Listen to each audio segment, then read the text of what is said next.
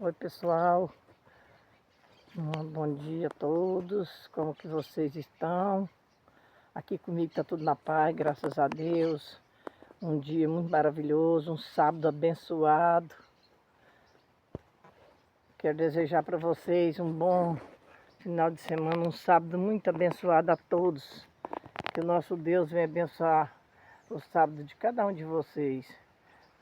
E nós possa estar firme com fé e que tudo na nossa vida vai ser uma bênção.